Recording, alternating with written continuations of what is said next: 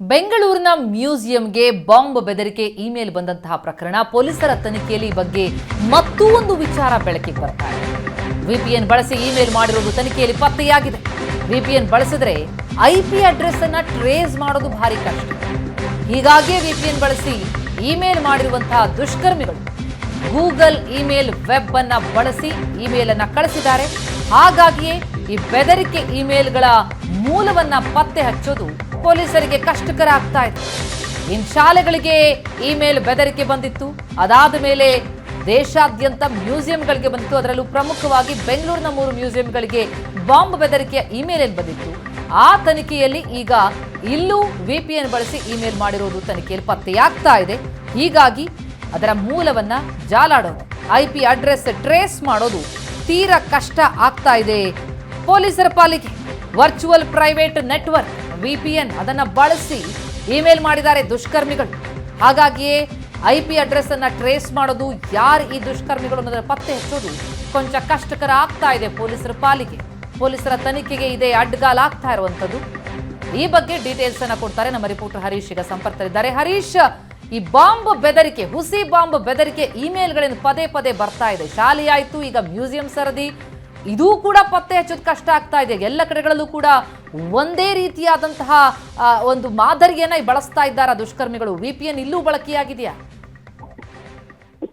ಖಂಡಿತವಾಗಿ ಪ್ರತಿಮಾ, ಹಿಂದೆ ಏನು ನಗರದ ಹಲವು ಶಾಲೆಗಳಿಗೆ ಒಂದು ಬೆದರಿಕೆ ಇಮೇಲ್ ಬಂದಿತ್ತು. ಅದರ ಜಾಲವನ್ನ ಪೊಲೀಸರು ಇನ್ನೂ ಪತ್ತೆ ಹಚ್ಚೋದಕ್ಕೆ ಸಾಕಷ್ಟು ಕಷ್ಟವನ್ನ ಅನುಭವಿಸ್ತಾ ಇದ್ದಾರೆ. ಇದೀಗ ಮತ್ತೊಂದು ಅದೇ ರೀತಿಯಾದಂತಹ ಪ್ರಕರಣ ಈಗ ಬೆಂಗಳೂರಿನಲ್ಲಿ ನಡೆಯಿರುವಂತದ್ದು. ಅದರಲ್ಲೂ ಪ್ರಮುಖವಾಗಿ ಮ್ಯೂಸಿಯಂಗಳನ್ನ ಟಾರ್ಗೆಟ್ ಮಾಡಿ ಇದೀಗ ದುಷ್ಕರ್ಮಿಗಳು ಬೆದರಿಕೆ ಇಮೇಲ್ ಗಳನ್ನ ಕಳಿಸಿರುವಂತದ್ದು. ಇದೀಗ ಈಗಾಗಲೇ ಹಿಂದೆ ಮಾಡಿದಂತ ಶಾಲೆಗಳಿಗೆ ಮಾಡಿದಂತ ಬೆದರಿಕೆ ಇಮೇಲ್ಗಳಲ್ಲಿ ಬೀಬಲ್ ಅನ್ನ ಒಂದು ವೆಬ್ ಅನ್ನ ಬಳಸ್ಕೊಂಡು ಒಂದು ಆರೋಪಿಗಳು ಕೃತ್ಯವನ್ನ ಎಸಗಿದ್ರು. ಅದಾದ ಬಳಿಕ ಅದು ಸ್ವಿಟ್ಜರ್ಲ್ಯಾಂಡ್ ಮೂಲದಿಂದ ಬಂದಿದೆ ಅನ್ನೋದರ ಕುರಿತು ಪೊಲೀಸರು ಮಾಹಿತಿಯನ್ನ ಪತ್ತೆ ಮಾಡಿದ್ರು. ಇದೀಗ ಅದರ ತನಿಖೆಯು ನಡೀತಾ ಇದೆ. ಇದೀಗ ಅದಕ್ಕೆ ಅದಾದ ಘಟನೆ ಬಳಿಕ ಮತ್ತೀಗ ಏನಿದೀಗ ಮ್ಯೂಸಿಯಂಗಳನ್ನ ಟಾರ್ಗೆಟ್ ಮಾಡಿದ್ದಾರೆ. ಇದನ್ನು ಸಹ ವಿಪಿಎನ್ ಅನ್ನ ಬಳಸ್ಕೊಂಡು, ಅಂದ್ರೆ ವರ್ಚುವಲ್ ಪ್ರೈವೇಟ್ ನೆಟ್ವರ್ಕ್ ಅಂತ ಏನ್ ಬರುತ್ತೆ, ಈ ನೆಟ್ವರ್ಕ್ ಅನ್ನ ಬಳಸ್ಕೊಂಡು ದುಷ್ಕೃತ್ಯ ಎಸಗಿರೋದು ಇದೀಗ ಪೊಲೀಸರ ತನಿಖೆಯಲ್ಲಿ ಗೊತ್ತಾಗ್ತಾ ಇರುವಂತದ್ದು. ಈ ವಿಪಿಎನ್ ಅನ್ನ ಬಳಸ್ಕೊಂಡ್ರೆ ಸರಿಯಾದ ರೀತಿಯಲ್ಲಿ ಐಪಿ ಅಡ್ರೆಸ್ ಅನ್ನ ಟ್ರೇಸ್ ಮಾಡೋದಕ್ಕೆ ಕಷ್ಟ ಆಕರ ಆಗುತ್ತೆ. ಇಲ್ಲೇ ಕುಳಿತು ಬೇರೆ ದೇಶದಿಂದ ಒಂದು ನೆಟ್ವರ್ಕ್ ಇಂದ ಕಳಿಸಿರೋ ರೀತಿಯಲ್ಲಿ ಐಪಿ ಅಡ್ರೆಸ್ ಅನ್ನ ಮಾಡ್ಬೋದು. ಆ ರೀತಿಯಾದಂತಹ ಒಂದು ಪ್ರೈವೇಸಿ ಈ ಒಂದು ವಿಪಿಎನ್ ನೆಟ್ವರ್ಕ್ ಅಲ್ಲಿ ಇದೆ.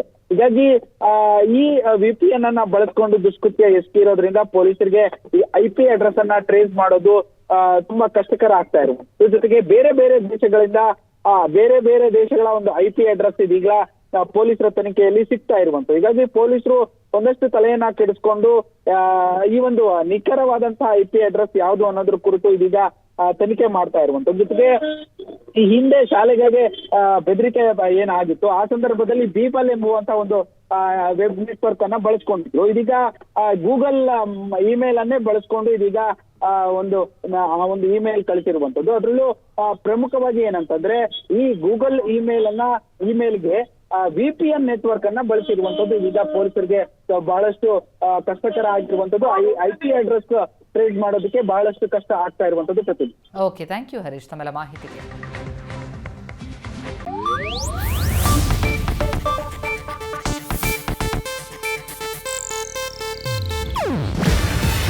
ಇದು ಏಷ್ಯಾನೆಟ್ ನ್ಯೂಸ್ ನೆಟ್ವರ್ಕ್ ಪ್ರಸ್ತುತಿ. ನೀವು ನೋಡ್ತಿದ್ದೀರಾ ಏಷ್ಯಾನೆಟ್ ಸುವರ್ಣ ನ್ಯೂಸ್.